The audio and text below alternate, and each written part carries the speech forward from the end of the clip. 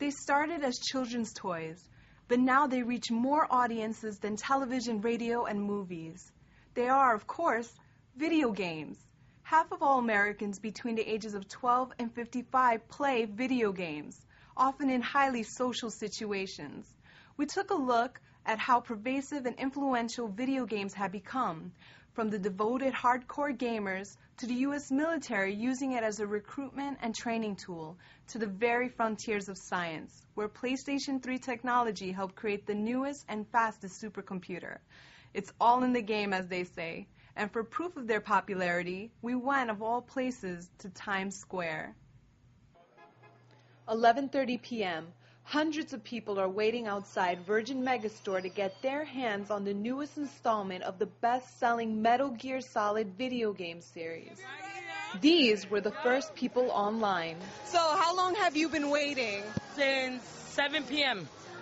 Since 7 p.m. last night.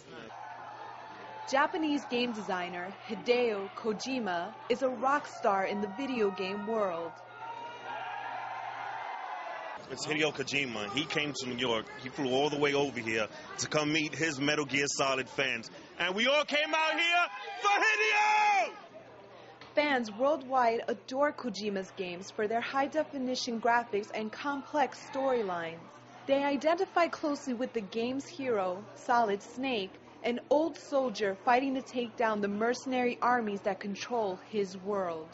You can fantasize about certain things like Solid Snake, which is not really a real character, but you know what? I love the guy. When you play as Solid Snake, do you guys see yourselves as Solid Snake? I do. I see myself as Solid Snake and what I can do for the world. It's rare, even for movie openings, to generate this kind of cult-like hype.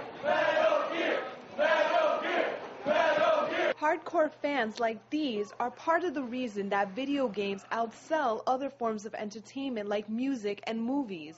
Last year, the game industry surpassed $18 billion in sales. More people than ever before are playing video games.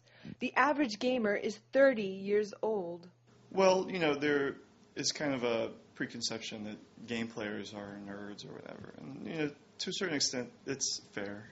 But I think there's a generation of people that have grown up with video games, and they don't necessarily have to be, you know, the Urkels of the world. 28-year-old Taylor Strait holds video game parties for adults at his stylish downtown apartment. He meets and invites all guests online. For Taylor, gaming is just one aspect of his social life. Professor Cedric Davenport regularly attends Taylor's parties. Why go to the bar to drink if you can come to someone's apartment and drink and play Wii? Which is better with alcohol anyway. Don't you think it's unusual to invite strangers into your home in New York City? I had a good experience with some other meetups, and I liked the game. I figured there was other adult gamers out there. I think we talk generationally. People are more interested in interactive entertainment now than passive entertainment, right? And I've kind of noticed that myself. I don't want to wait for the TV news to get to the point. I'd rather go online and find it. And it's the same thing with a movie. You know, okay, I've seen enough movies to know, you know, okay, he's going to rescue the girl, you know, whatever. I'd rather be doing that with my friends than, like, waiting for it to happen. Taylor proves that video games can bring people together.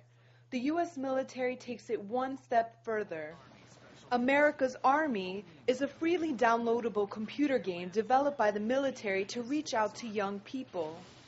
America's Army is an excellent recruiting tool that the regular Army has used to, I guess, influence and get into the younger market. Captain Richard Gomez oversees U.S. Army recruitment at Fordham University in the Bronx. Where do we go? Here, your basic training screen, and you have your marksmanship window up in the missions. So what I'm going to do is I'm going to show you how to go through the marksmanship phase. 100 meter, there you go, you got it. Look down range, 200 meter target, hit. Cool, I'm going to sign you up. After basic training, players deploy to combat zones around the world. You've been to Iraq. Yes. How close is this game compared to the events that are happening in Iraq? Very similar, very similar. Just just driving down the street in your Humvee, in your patrol, it's like you were there. While video games may lead people to war, they may also help soldiers to reacclimate to civilian life. Dr. Albert Rizzo is a psychologist at the Institute for Creative Technology at the University of Southern California. He adapted an existing video game, Full Spectrum Warrior, to use as therapy for soldiers returning from the war in Iraq.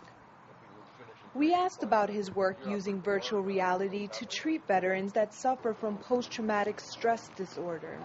We know that war sucks. Virtual reality, first off, is a tool. It's not designed to replace the therapist or become some self-help automated process. It's the technology doesn't fix anybody. It's the technology as a tool in the hands of a well-trained clinician that knows how to do exposure therapy. That's where you see the benefits. Using a virtual reality helmet, Virtual Iraq recreates traumatic wartime experiences using sight, sound, and smell.